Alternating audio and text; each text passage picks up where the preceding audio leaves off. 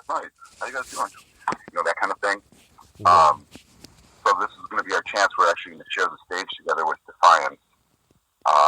And then the night after, Satan is playing, and I was a huge fan of Satan.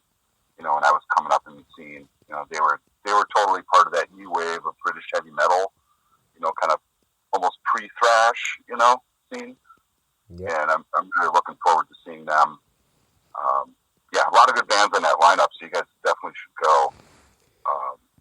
All 3 nights if you can. Yeah, Randy Kastner always puts on great festivals. Yeah, no doubt. No doubt. He's been bugging us for years, every time I would see him, hey, when are you going to get Rome to play a show? And we finally got a chance to work it out. And I'm glad, because it's kind of been a long time coming, we just never really had the setup to do it, really. We at this point now we're kind of ready for it. But in the past, it was just never seemed like it would happen. Now we're expecting to be the headliner. We're from what I'm told, we're headlining the Saturday night of the festival. So playing last on the Saturday night at Club Garibaldi. So that should be a lot of fun. I don't think I've ever really played a complete show at that venue. I think I've done jumped up for a couple songs here and there with bands, but never done a full show. So it should be interesting. Now, what festival are you guys playing in Germany? It's called the Keep It True Festival. Oh, okay, yeah. And that's pretty cool. And there's some cool bands on that lineup. We've never played one of those big European festivals before, so it's kind of like a new experience for us. But I'm really looking forward to it. I know it's really well attended. It sells out usually about a year in advance. So, if you find a ticket at this point, you're picking it up off the black market. You're not getting it, officially anymore. And it's quite a to-do, and like the Milwaukee show, there's a bunch of bands on the bill that we're playing with that I really want to see, like Heathen and Loudness and a few others. So I think it's really cool, once again, to be able to share the stage with people you totally respect, and kind of be thrown into a category with them, So how did you guys get on the Keep It True Festival? Well, believe it or not, kind of had informal connections, to a lot of these underground festivals and small labels over time. And Oliver actually, who runs Keep It True, had reached out to me a number of years back saying, hey, any possibility this could ever happen, I'd love to have you guys, I'm like, I don't think so, man. It's probably never going to happen, but thank you for asking. And then he caught on to the fact that we got had those shows last year. And the moment he found out about it, he's saying, you got to come do my festival. And he was trying to get us to do it last year. We just couldn't work out the logistics. So we said, okay, well, how about next year? And here we are. That's awesome. Yeah, and I dig it, because the guy setting up that festival, Oliver, he's kind of like Germany's version of our Randy Kastner. He really does it for the love of metal. He's not really, it's not a profit thing for him. He's just putting together a really big party with a lot of cool people. That's kind of like the thing. And now that, the metal crowd has kind of grown up a little bit and we've matured, when you go to festivals like that, there's kind of like a different feeling. There's like a camaraderie of like, hey, we're into metal and we're still alive, kind of thing. Oh yeah, especially going to like Germany. It's like the 80s over there. Still, metal's still huge over there. It is, and you know what? It was always a little bit bigger over there than it was here.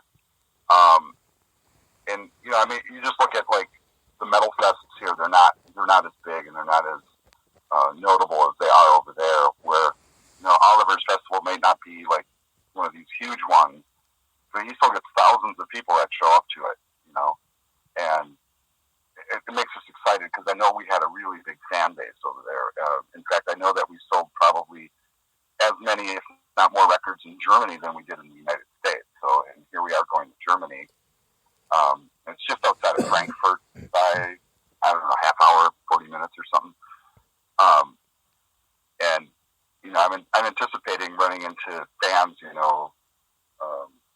we do get fans that reach out to us and say, oh, we're so excited about you guys doing it and stuff. So it's going to be fun for us. Yeah. To be able to go over there and share what we do with really a different group of people. Yeah, it'll be a memory of a lifetime. Yeah, I'm hoping. So now, with Realm, what have been some of your favorite tours that you did with the band Realm?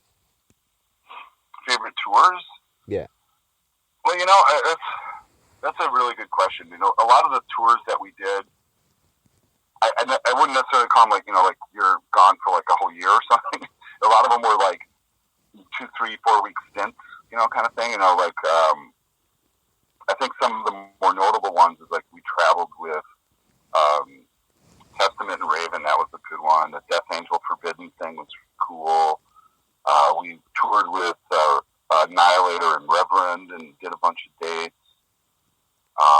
And then other short little stints. So we ended up playing with most of the prominent thrash bands from back in the day. We ended up doing shows with them at one point or another. But in terms of like straight up touring, in some ways I kind of preferred it when we were doing our own headlining tour. And the very first tour that we did was a tour like that. So it was Realm, and then one of our manager at the time, Eric Greif, one of his other bands, Acrofet, and we were both local bands. We both got signed at about the same time, and we toured together. And even though it was like small clubs, and sometimes you would play and there'd only be like 20 people there or 30 people there, they were all there for you, and it was really, I enjoyed that quite a bit, because we were in control of the show. We were the headliner, and so, I don't know, I just kind of like that a little bit better than necessarily opening up for others. The thing I did like being like an opening slot, though, on tours is, you normally would play concerts, not clubs. So you would, like doors are at 7 kind of thing.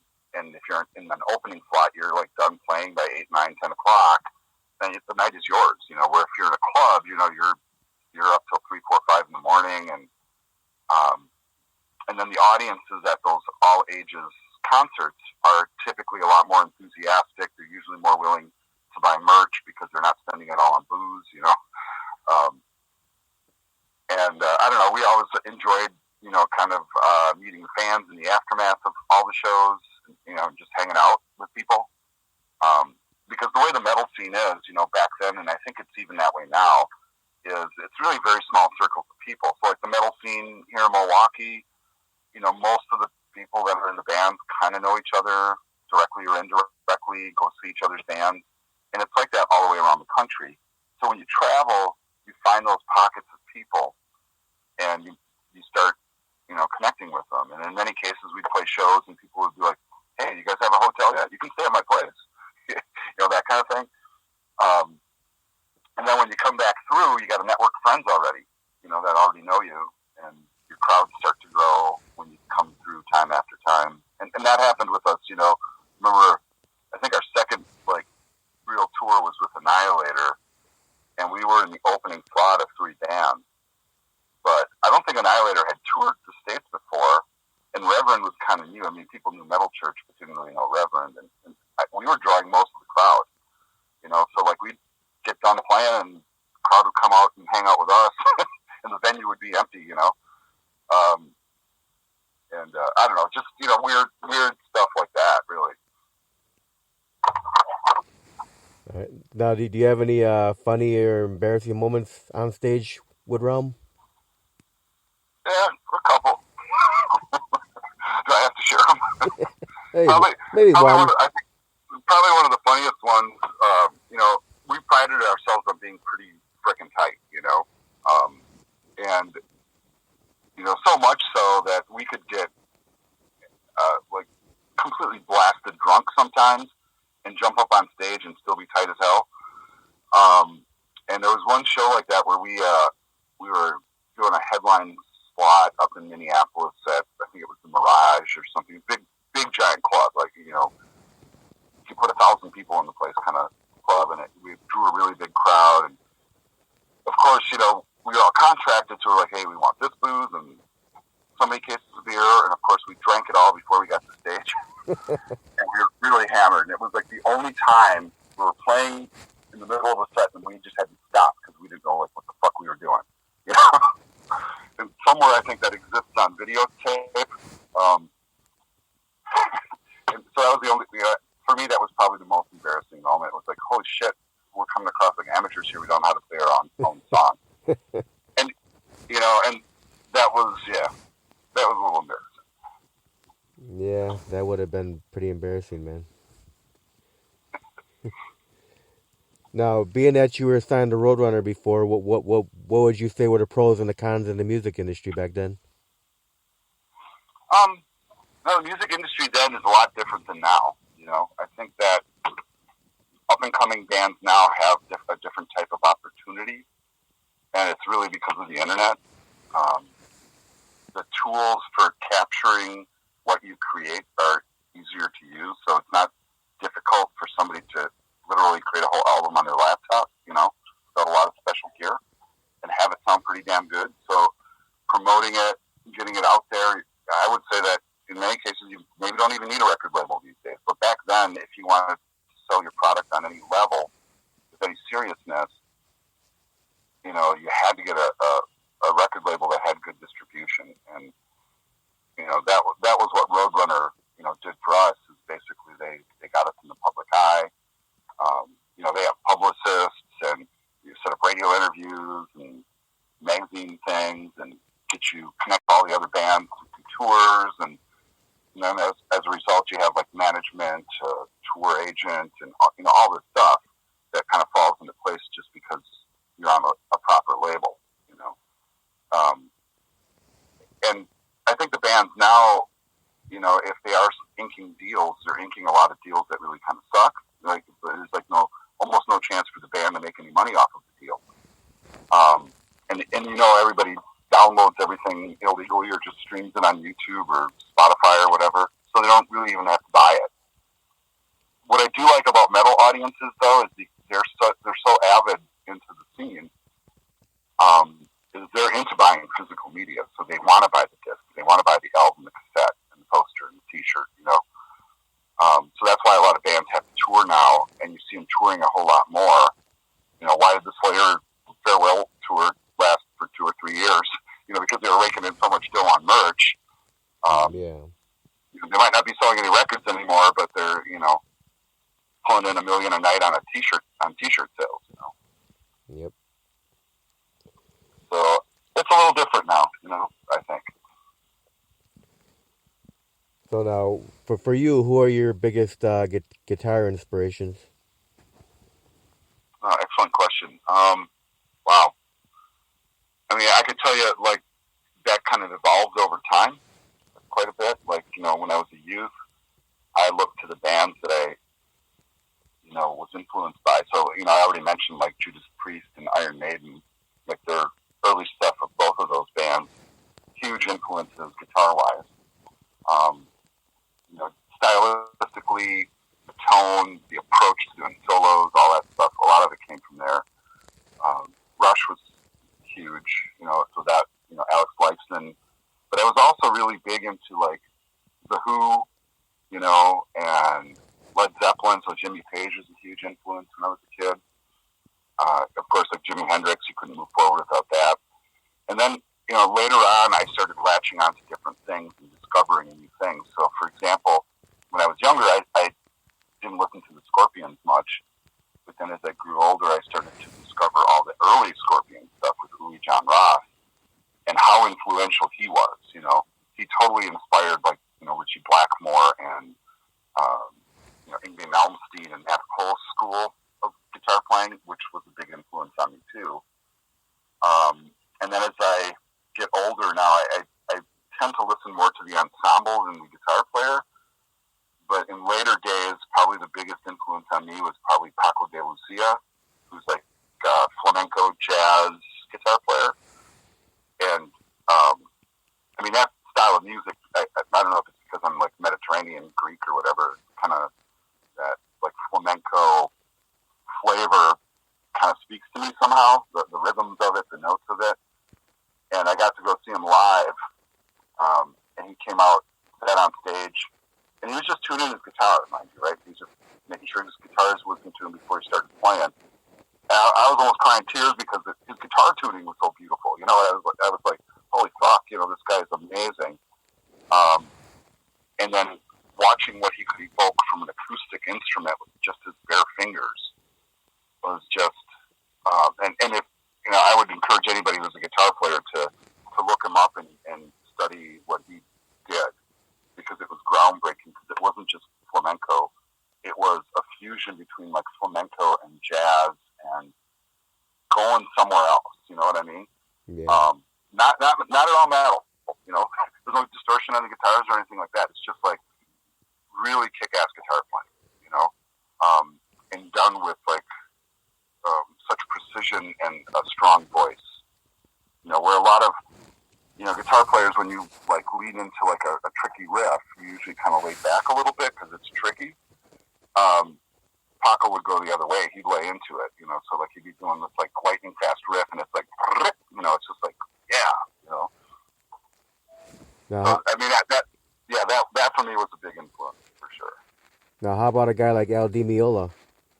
Right on, right in there with him, you know. So for like example, Al Di Meola, I got to see him not too long ago, actually, live, just a few months back. That was really enjoyable, and he's one of those guys that's really kind of a technician too, you know. But he, for the kind of playing that he has, which is like really super fast, double picky accuracy, Paco would blow him out of the water. And the reason I say that is because I got to see Al Di Meola play with Paco, so like they did their trio thing. So back in the late 70s or early 80s, they did this album called like Live in San Francisco, where it was Paco, John McLaughlin, and Al Di Meola, just on acoustic guitars, and they trade off leads and stuff. A lot of the songs were written by Paco, and then I got to see that lineup in the 90s here in Milwaukee at the PHC. And John McLaughlin, amazing guitar player, you know, Mahavishnu, all that stuff. Al Di Meola, amazing guitar player, and then Paco plays and blows him out of the water. I mean, it's just, he play one note, and he plays so much better than the Brazilian notes. I can't even explain it. It's just so moved me, which is probably obvious by the way I'm going on about it. But, you know, and I don't know, it just really spoke to me, you know. And when you find, you know, music really moves you like that, you know, in different phases of your life, you know, kind of discovering Paco so late as an adult, I guess, you know, it just showed me that, yeah, there's always new stuff to discover in music, whether it's old or new. And it's always intrigued me. You know, that's what intrigues me to keep playing the guitar, honestly, is just hearing people who are inspirational. And it doesn't necessarily have to be a guitar player, obviously. It can be other instrumentalists as well, but still inspire. Now, how about a band like Saxon? Any influence from Saxon at all? Well, you know, I've heard a little bit of their stuff, so I can't really say I'm ultra familiar with it.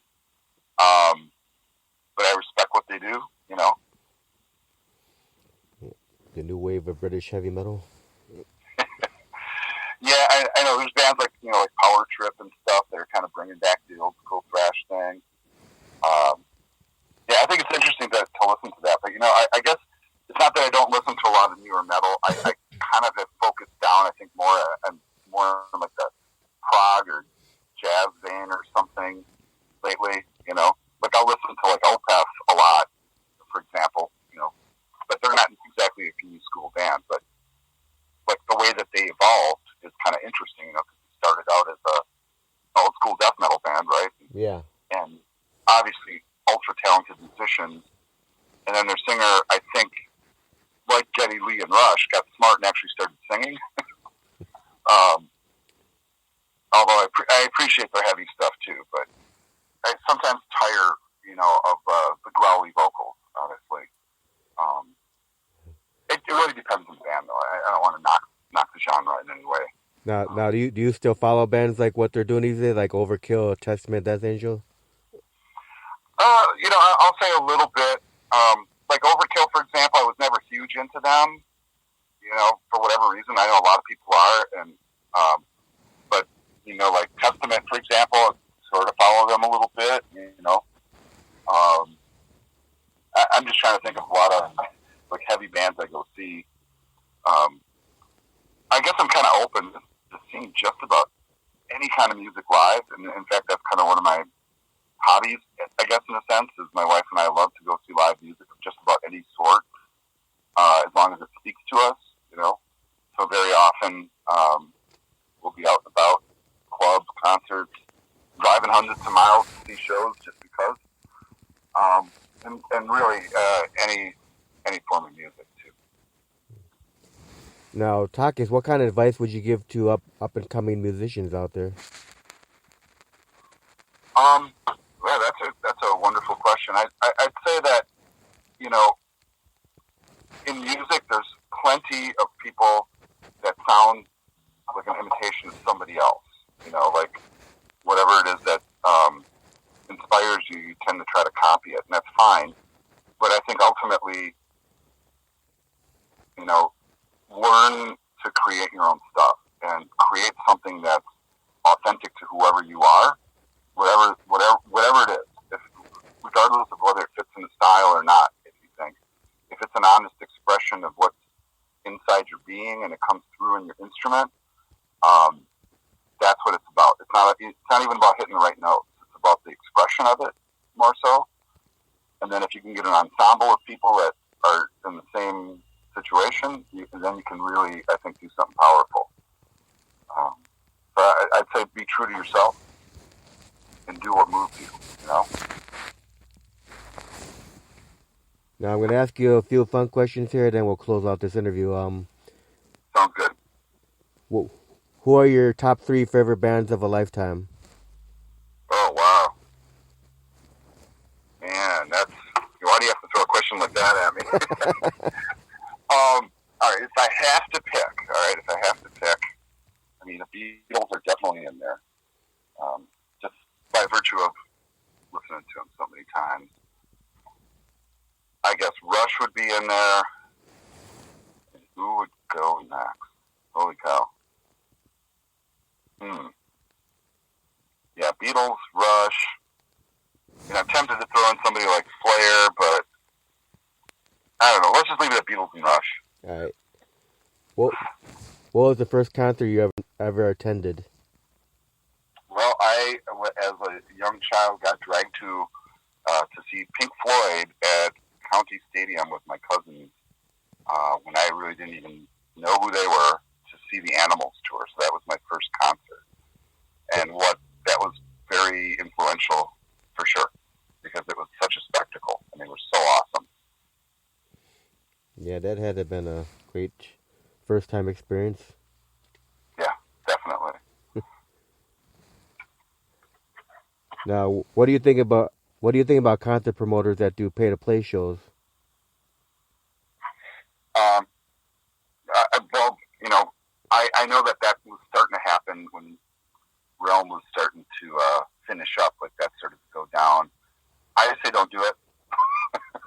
you know, Realm never succumbed to that. In fact, whenever somebody would say, "Well, we'll give you like some tickets and you got to sell them," or whatever, where I was like, "Fuck that! We're gonna rent the hall, rent the PA, invite all our friends, and make some money." And that's what we would do. We would actually, back in the day, we would rent out the Eagles Club President's Room, and I think you could get it for like $50 a night or something crazy like that. Bring in a PA. You didn't even have to sell a lot of tickets to make your money back. And so I would always say to bands, you're better off doing that. Yeah. And then there's a chance for people to actually make money. There's no reason that you shouldn't be able to make money playing music, and it always disturbs me a little bit going to shows now and seeing bands, walking out at the end of the night with like no money or like $10 in their pocket or something crazy like that. That's not right, because the clubs are certainly pulling in the money. The band should too. All right, two more fun questions, and we're done. What's your favorite? Sure. What's your favorite food to eat? Oh wow. That's a hard one too. Eggs. Eggs, really? Yeah, I have eggs every day with hot sauce usually. How you like Yeah, it? over How medium you with like your hot eggs sauce. done? Yeah, over medium with hot sauce. Okay. What's your favorite beverage? Coffee, black. Do you drink alcohol? Yeah, I do. I do.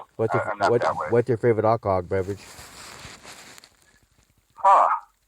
Well, I'd say a well-crafted cocktail, and I guess I wouldn't point out any particular one.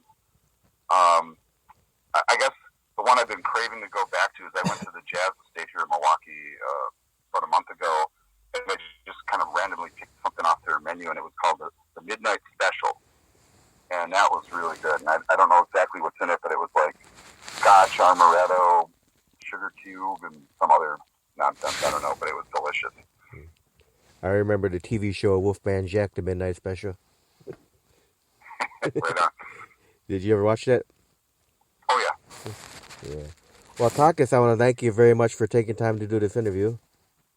Well, thank you. You have any final words or thank yous, any kind of stuff?